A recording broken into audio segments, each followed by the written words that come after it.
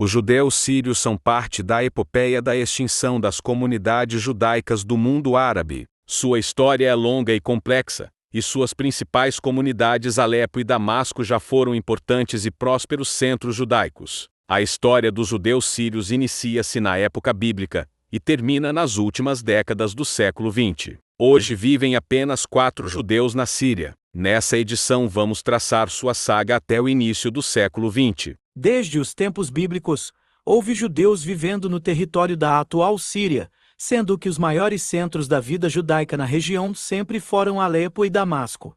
As primeiras referências bíblicas a essas cidades remontam à época de nosso primeiro patriarca, Abraham. Na Torá, Alepo é chamada de Aram Tsobai, Damasco, de Damesek. Os exércitos do rei Davi, que reinou sobre Israel de 1000 até 96 antes da Era Comum, conquistaram parte da atual Síria. Segundo a tradição, ao tomar Alepo, Joabe ergueu uma torre e uma fortaleza que constituíram os alicerces da antiga cidadela, Aca-Eleá, e gravou em um dos muros: "Eu sou Joabe Zeruia e conquistei esta cidade." Ergueu, também, a estrutura do que viria a ser a grande sinagoga. Joabe se juntou aos operários, levando nos ombros as pedras usadas na construção da sinagoga. A outra sinagoga, situada no vilarejo de Jobar, próximo de Damasco, está hoje em destroços e também remonta à época bíblica. Teria sido fundada no século 9 a.E.C.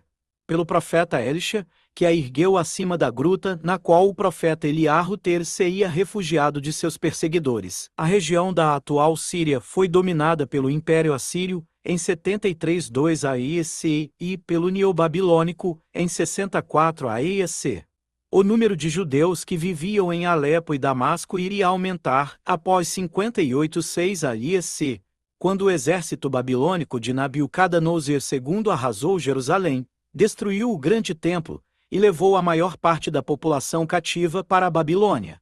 Parte da população se refugiou em outros lugares, inclusive em Alepo e Damasco. 70 anos após a destruição do templo, o Império Babilônico cai em mãos de Ciro, o persa. O imperador autoriza a volta dos judeus à terra de Israel. Mas o retorno dos judeus para Eret Israel não é claro nas crônicas de Esra Sofer-Esra, o escriba, e Neemias. Sabe-se ter ocorrido em diferentes levas e por diferentes caminhos, e que um grupo liderado por Esra seguiu uma rota que passava por Alepo, onde já havia uma comunidade judaica. Ao parar em Tedes, vilarejo perto de Alepo, Esra teve que persuadir os judeus de que seus conhecimentos sobre a Torá eram inspirados pelo Ruach HaKodesh, o Espírito Divino. Escreveu, então, um Sefer Torá onde omitiu o sagrado nome de Deus ao terminar. Guardou o pergaminho em uma caverna, durante a noite.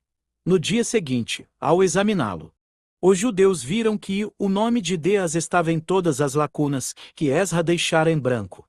Para celebrar tal milagre, construiu-se uma sinagoga próximo à caverna. Os gregos e romanos. A região da atual Síria seria tomada no ano de 33 a.C. por Alexandre o Grande. Depois de sua morte, seus generais dividem entre si o gigantesco império que Alexandre conquistara. A parte oriental, cujo território inclui a Assíria e a terra de Israel, ficou com Seleucos e Nicator. Sob domínio seleucida, os judeus sírios, assim como os que viviam em Eret Israel, sofreram pressões e perseguições para helenizá-los, mas eles não abriram mão de suas leis e tradições. No ano de 64 antes da Era Comum, Roma faz da Síria uma província romana, com Damasco como capital. Para os judeus o período romano foi de prosperidade e tranquilidade. A lei romana reconhecia o judaísmo como uma religião lícita. Cada comunidade tinha direito de cobrar impostos e administrar suas finanças, bem como estabelecer os locais para estudos, sinagogas, cemitérios e tribunais, onde julgar as disputas entre seus membros. Em sua obra, Antiguidades Judaicas, Flávio Josefo relata que na Síria, considerada a mais rica província do Império, havia cidades onde os judeus constituíam mais que a metade do total de habitantes. Eles eram uma minoria culta e próspera, mas seu modo diferente de viver criara, entre os pagãos helenizados, uma aversão às suas peculiaridades religiosas, principalmente a crença num único Deus e a circuncisão, a versão esta que se manifestava, periodicamente, em ataques aos bairros judeus. O cristianismo. Uma estela em pedra esculpida, datada do ano de 241, encontrada em um dos muros da grande sinagoga de Alepo, comprova que o crescimento da comunidade judaica alepina justificava a construção de uma casa de orações de grande porte.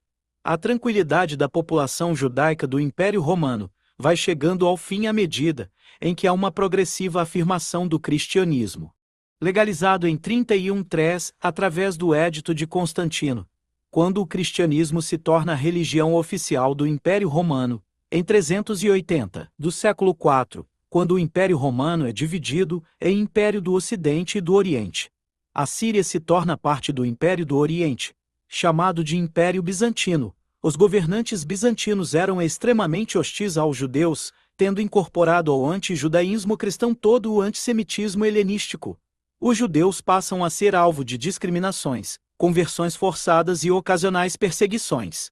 Especialmente quando Justiniano se torna imperador, em 527, ele rebaixa o judaísmo à condição de heresia e promulga uma severa legislação anti-judaica, proibindo, entre outras, a construção de novas sinagogas e o exercício de certas atividades econômicas. Sob domínio bizantino, a Síria, localizada no centro das rotas comerciais para a Índia e o Extremo Oriente, alcança um notável desenvolvimento econômico e, apesar de todas as discriminações, os judeus sírios continuam a atuar no comércio internacional e participam do bem-estar econômico do período. O surgimento do Islã. Em Alepo, os judeus viviam em um bairro próprio, onde está localizada a sinagoga Nissat Mitka, hoje uma mesquita, erguida no século IV.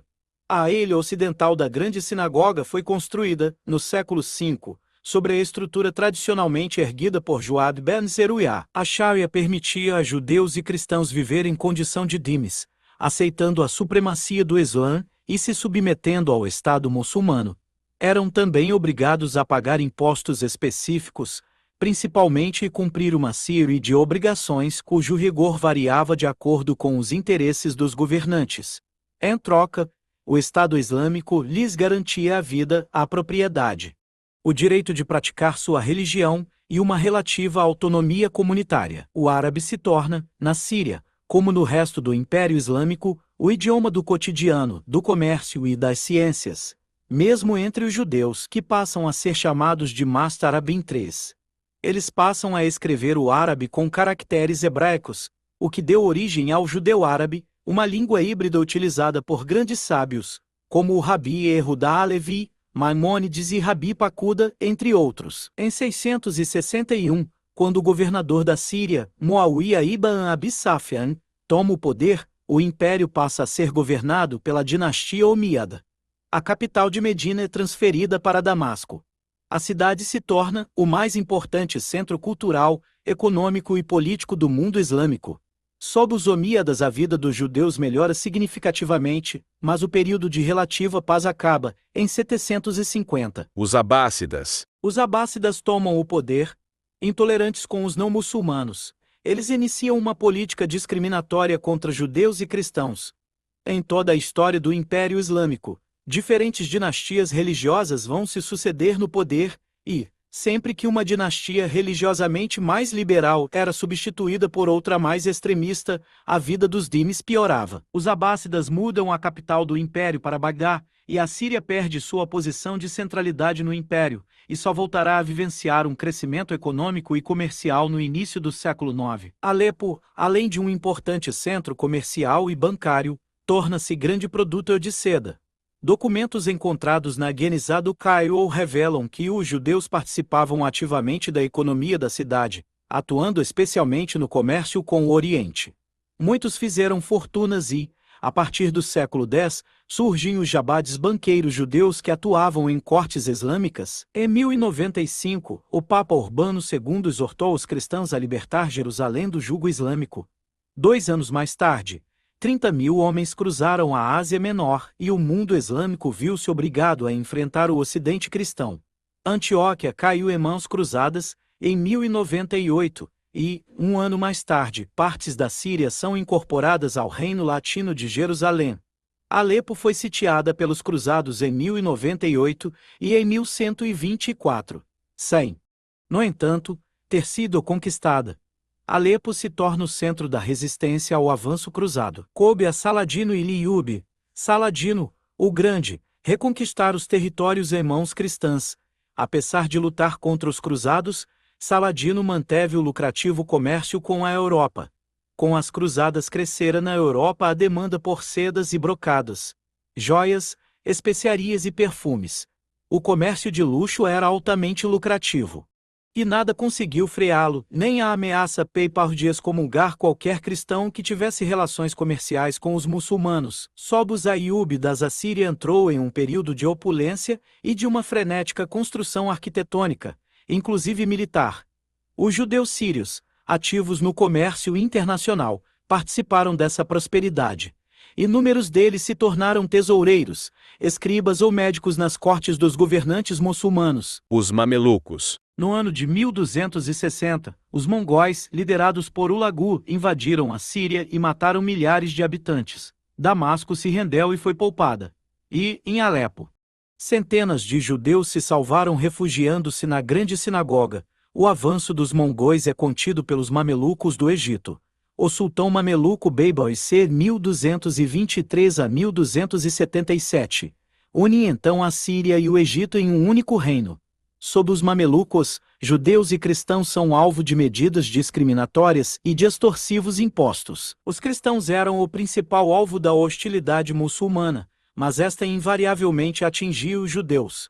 No ano de 1301, por exemplo, os dhimes foram obrigados a se vestirem nas cores que identificavam sua origem.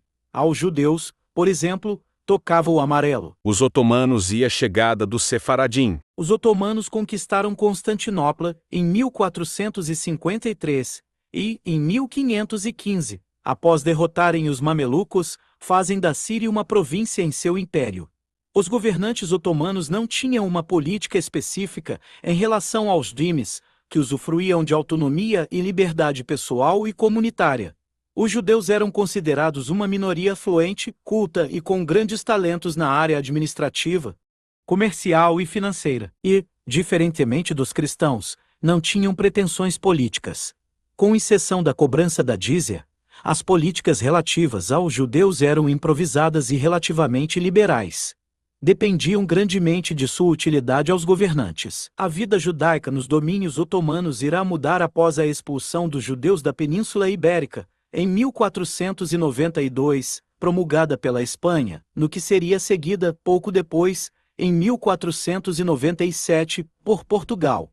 Ao tomar conhecimento do apelo dos judeus sefaraditas por asilo em terras otomanas, Eliarro Kapsali, grão-rabino de Istambul, intercedeu junto ao sultão Beyazid II para que abrisse as portas de seu império aos judeus ibéricos. Acredita-se que aproximadamente 12.000 famílias chegaram ao Império Otomano, em sua maioria estabeleceram-se em Constantinopla, Salônica, Esmirna e na região dos Balcãs.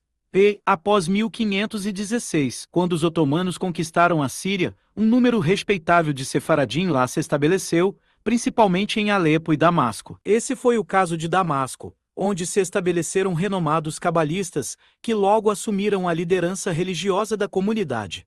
Entre eles, podemos destacar Rabi Haim al-Shaij, Rabi Haim Vital, discípulo do Arizal, autor de Etiz Achaim, e Rabi Israel Najara, autor de Lestob e de inúmeros piyutim, como Yahriban Olon, recitado no Shabat. Século XIX. Em 1831, Mohammed Ali Pasha, governante do Egito, conquista a Síria. Abre sua economia ao Ocidente, promovendo o comércio com a Europa. Com a abertura de Damasco a estrangeiros, instalam-se na cidade empresas comerciais europeias e contratam representantes cristãos, em sua maioria, e alguns judeus. No século XIX, havia em Damasco cerca de 4.000 judeus. Na província de Alepo, de acordo com o censo otomano de 1893, havia 10.761 judeus.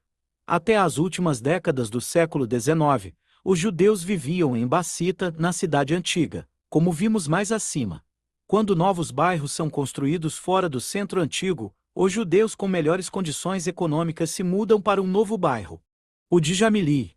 Os mais abastados moravam em casas bonitas, sem chegar, no entanto, à beleza das mansões judaicas de Damasco. No início do século XX, somente os judeus de poucos recursos ainda viviam em Bacita, onde se localizava a grande sinagoga, chamada pela população local da Al-Safra.